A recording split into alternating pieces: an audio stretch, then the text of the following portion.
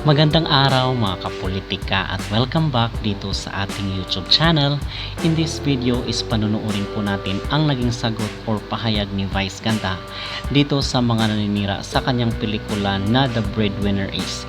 Kasi nai-report at natalakay natin dito sa ating mga previous video na kung saan ay talagang super blockbuster itong kanyang pelikula na And The Breadwinner Is. And ngayon is nagsalita na nga po itong si Vice Ganda na kung saan is meron palang demolition job na naganap noong December 28 para wag tangkilikin ng mamamayang Pilipino itong kanyang pelikula.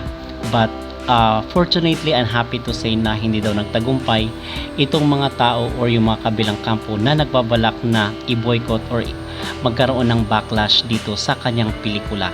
Pero bago ang lahat ay huwag kalimutang mag-like at mag-subscribe na rin kayo para updated kayo sa ating mga latest issue. At dito mga kapolitika sa unofficial na result ng MMFF or Metro Manila Film Festival na ipinalabas noong December 25, nangunguna pa rin po itong And The Breadwinner Is na pelikula ni Vice Ganda na kung saan is more than 200 million na nga po ang kinita. And then yung number 2 which is itama lang natin or i-correct lang natin doon sa ating naunang reporting. Number 2 po itong The Kingdom nila Vic Soto na kung saan is kumita ng 97 million. And then sinunda naman ito nitong pelikula nila Dennis Trillo at ni Roro Madrid na kung saan is merong 90 million. And the rest is itong Espantaho at itong Uninvited.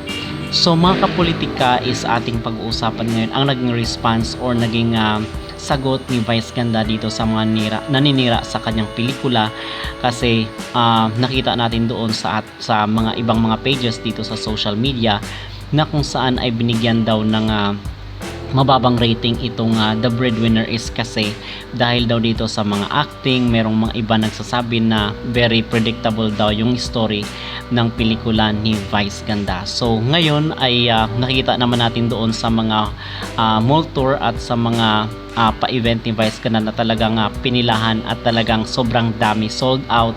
At makikita rin po natin doon sa mga naunang araw ng pagpapalabas ng Metro Manila Film Festival dito sa kanyang pelikula na puno yung mga venue ni Vice Ganda at yung mga mall na kung saan is nagigest itong main cast ng The Breadwinner Is. And mga kapolitika dito sa kanyang pahayag ay nagpasalamat rin po itong Unkabogable sa mga tumangkilik at mga nanood ng kanyang pelikula at nagpapasalamat rin siya dito sa mga sikat na mga celebrity at personalidad na kung saan is nanood dito sa kanyang pelikula or sa kanyang movie. And sa ngayon ay patuloy pa rin po na pinipilahan at multi-blockbuster na itong kanyang movie na And The Breadwinner Is. At dito ay masasabi natin na iba talaga pagtatak Star Cinema ang gumawa ng pelikula kasi halos lahat ng kanilang movie or pelikula na ginawa ay talagang blockbuster. Pulang-pula kayo ni Ann Curtis. Katulad kahapon yung Beanie. Oo. As in 15 minutes after the movie, humahagulgul pa sila. Nagsabi ko nga, hindi ko malaman kung matutuwa ba ako na umiiyak kayo o nag-aaka pa na lang kami. Maraming salamat sa napakadaming positive reviews. Kaya naman nagulat kami nung pagdating ng December 28, nagsimula ng demolition job. Puro negative na yung lumalabas. Kaya sabi niya, ay, umaalago na ang mga kalaban. Pero hindi nila napuksa yung mga totoo, organic na videos ng mga totoong nakapanood. Hindi nila nasira yung momentum kasi may nagbalak manira ng momentum pero hindi. Sino ba yan? Maraming salamat kasi sobrang ingay ng boses ng masa, sobrang ingay ng boses ng mga totoong nakapanood at totoong nakarelate because this is the most relatable family movie this year. Oo.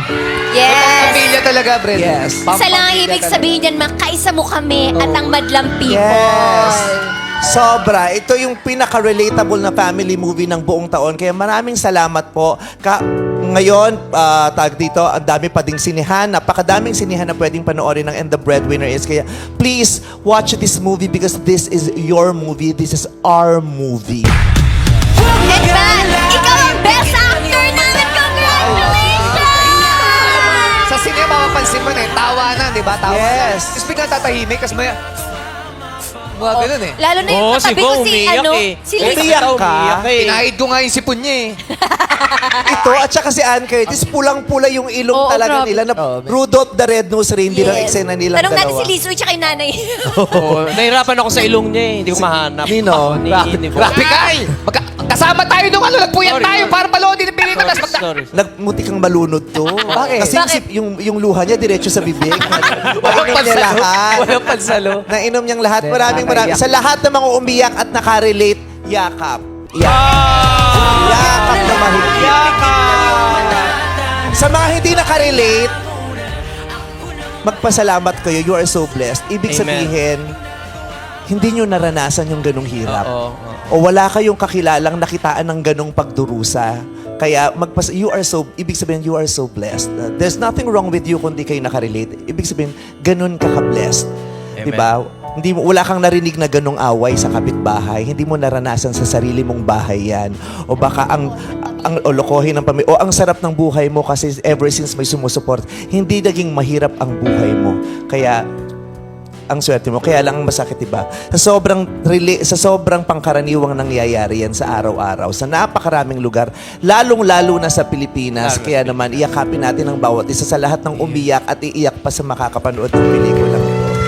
And more movies. you. More movies. Ganun. Yes! Oo, yes! tingnan mo pa yung ganun, Brad. Oo, ma. Kaya nga sa mga nakanood, di ba makikita nyo, parang nakita nyo yung multiverse device ganda doon. Yeah. Kasi Ano si Private Benjamin. in-honor na namin doon yung mga nauna kong characters na ginawa. Yes. Kasi I am starting my new era.